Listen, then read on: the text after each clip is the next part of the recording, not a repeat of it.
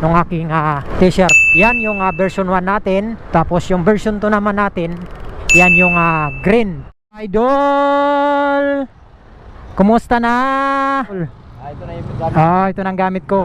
Bala ko magbili ng big bike. Hindi totoo yan. Bola lang yan.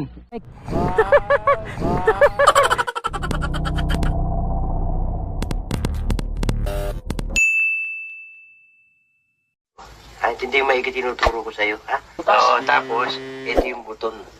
Ipindutin mo yan. Tapos, pindutin mo na ito. Okay, so yun mga amigos, welcome back sa aking panibagong vlog.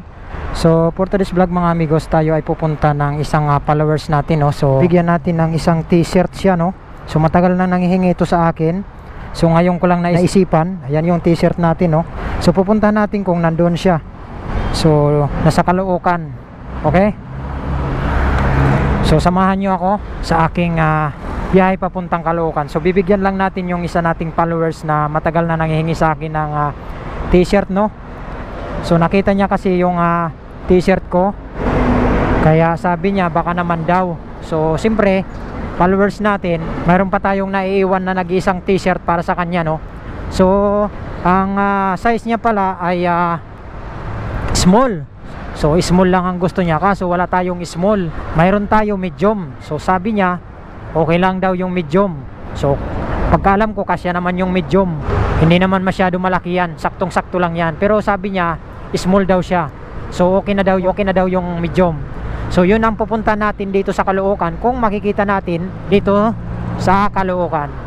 Okay, so samahan nyo ako sa aking biyahe papuntang Caloocan. So update ko na lang kayo mga amigos mamaya maya pag nandun na tayo mismo ng Caloocan. So ibibigay lang naman natin tong ating t-shirt na version 2 siya. So ipapakita ko sa inyo sa screen yung version 1 saka yung version 2 ng aking t-shirt. Yan yung version 1 natin, yung pink and green. Tapos yung version 2 naman natin, yan yung green, puro green na.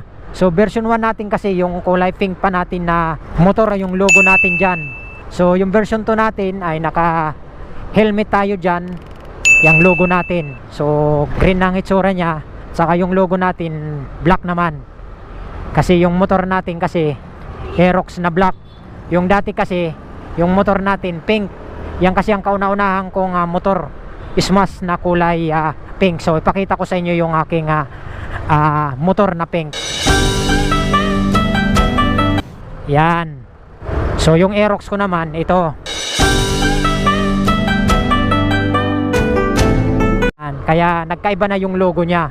So yun lang mga amigos, no? So update ko kayo mamaya maya pag nandun na tayo sa Caloocan. Okay? So a few minutes later. okay, so yun mga amigos, nandito na tayo sa may Del Pilar Street, no? Palabas tayo ng Tinabinyo. So malapit na tayo dito sa pupuntahan natin. Okay? So Del Pilar to. Yan, nakikita nyo naman. Hoy idol, kumusta na? Shoutout sa'yo. Napadaan lang ako dito, may pupuntahan lang ako. Mamaya babalik ako. Shoutout ka muna dyan. Ito yung idol ko. Yan yung idol ko ngayon. Nandito lang yan sa may Del Pilar, kanto ng Tinabinyo. Yan.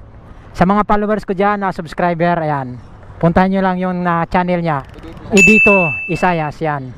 Nakakalimutan ko na yung pangalan mo eh. Salamat Oh. sa mga followers. Yan. Kalimutan. Mga waray-waray yan. Oh, mga waray. Shoutout sa mga waray dyan. Ayan yung mga panin dyan eh, oh. Yan.